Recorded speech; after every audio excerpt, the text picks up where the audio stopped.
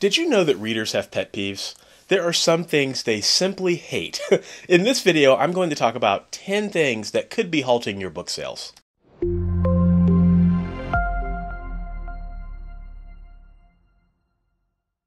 What's up, guys? My name is Michael Aram with Author Level Up, helping you write world-class stories better and faster.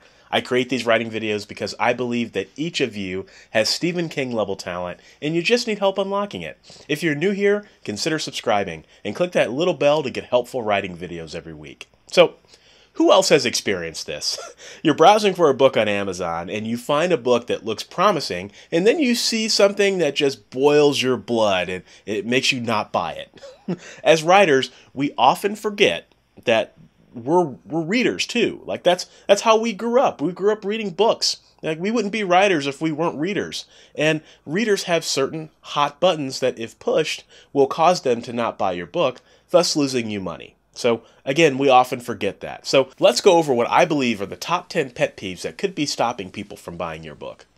Number one is poor ebook formatting. So, learn formatting. It doesn't take very long. The concepts are simple. If you can't learn how to format an ebook that looks good on people's devices, then hire a formatter. You're going to pay some money for it, but it's going to make your books look so much better. Or just invest in a good program like Vellum or Scrivener that can help you do that. Like, it's 2019. There is no excuse for having an ebook that looks like crap. That's so like 2011. If readers see that, they're just going to leave. Pet peeve number 2 is no table of contents and or an NCX. So everybody knows what a table of contents is, right? It's the page that lists out all the chapters in your book. Readers like that because they know what they're getting into. They know how long the book's going to be. It's just a good practice to include that in your book. Now, I know that there are some theories out there that, you shouldn't do that because you put that in the back of your book. I don't necessarily know that I believe that. I still have not seen any proof that a table of contents in the back of the book is more effective than in the front of the book. So it's a good idea, regardless of whether you put it, regardless of what you believe on that. Just make sure your book has a table of contents. Now, the second piece of this is an NCX. And I don't even remember what an NCX stands for. But what it is it's when you click the little hamburger menu, like on your Kindle app, you can look at all of the table of contents in the book and you can jump between them very quickly. That's a really important thing to have, particularly if you're writing nonfiction, because readers like to jump between the different chapters. And that's just an important best practice that you should get in the habit of adding. So I've done a ton of videos on this topic on ebook formatting. So check the YouTube card above my head for a playlist that will get you sorted out in no time on how to create that table of contents and that NCX. Number 3 is outdated backmatter. So I can't tell you how many times that I've bought a series, and I'm usually the kind of reader that will wait to buy a series until it's done. So I've bought a series, and I've read the first book, and I've got to the end of the first book, and it says, Book 2 coming soon. But the whole series is launched. So yes, I know that there are situations where readers can buy a book a year ago, and if they don't get around to reading it today, that they could potentially be reading an outdated version of it, even if you've updated it. That's real. But just make sure that all of your backmatter is optimized and that there's nothing in there that's outdated. One of my personal best practices is not to ever include anything that says coming soon or anything like that. It's better just to say, here's a link to the book, go get it, and then use a customized link that will send them somewhere else where you can control that on your website as opposed to actually having to re-update your book. Just a tip. Number 4 is paperback formatting. So take the time to learn paperback formatting. It is a time suck, especially if you're doing it in Word or any other program, honestly, other than Vellum. But it's worth learning the principles behind it and just understanding it, because I will tell you, there are still a lot of bad formatted indie books out there. and there's really no excuse for it other than you just have to take the time or hire someone to do it for you. Very important to make sure that your paperbacks look good, because that will send readers away too. So number 5 is audiobook formatting. So this is from personal experience, and I will tell you that either don't do it and have no audio, or do it right. I view the audiobook narrator relationship as a partnership, and you really want to make sure that you've got the right person that's going to narrate your book, because there's nothing worse than narrating, having your book narrated, and then realize, maybe that narrator wasn't the greatest as I listened to other audiobooks in my genre. So just make sure that your audiobook narrator is good, or if you can't do that, or if you can't afford to pay full out for an audiobook, it's better probably not to have audio until you can afford to. Think about it. Readers are going to be putting this person that's narrating your book into their ears. And if the narrator has bad quality, or if their voices are bad, when they're doing characters and things like that will just turn readers off. Number 6 is inconsistent pricing. So this happened to me not that long ago. So I had a series where I really liked the series, and so book 1 was $2.99, book 2 was $3.99, which, okay, right? Not the end of the world. And then book 3 was $9.99. and then to add insult to injury, book 4 was $3.99.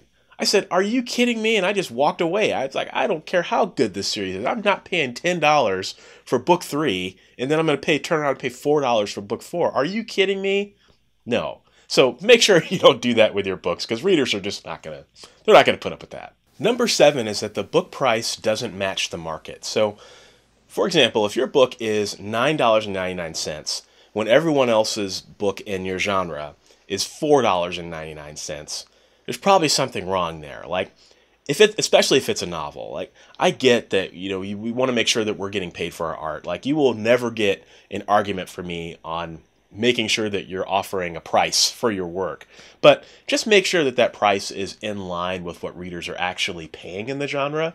And the converse is also true as well. You don't want to price something that is so low that readers will think, well, hold on a second, why is this 99 cents when all the other books that I'm buying are $4.99?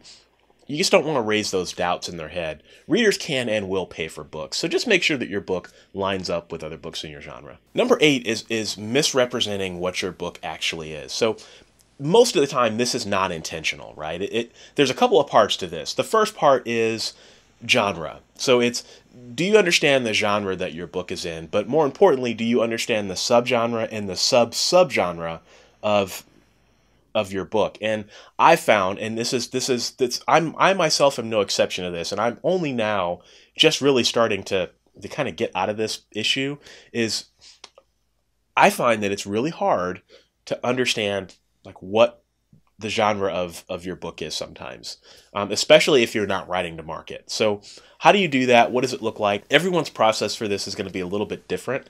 I am working on a tool right now that I think will help with that, but I think a lot of times, authors will say, this is urban fantasy, or this is space opera, but the reader actually might not perceive it that way. The reader might actually read it and say, well, no, this actually isn't space opera. It's actually something else. And so then they'll call it out in the reviews, and then you get a bad review, and that could halt the sales of your book.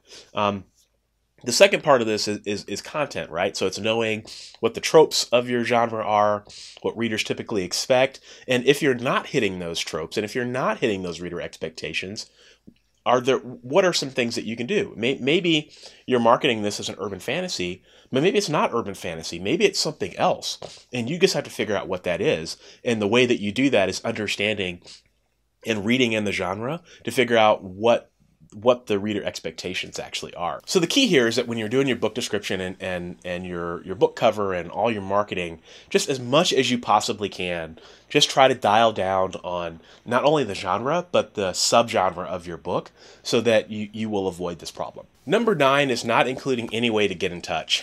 So readers like to know about an author after they're done reading. So give them something to engage with. This is one of my biggest pet peeves when I read something by an author that I like.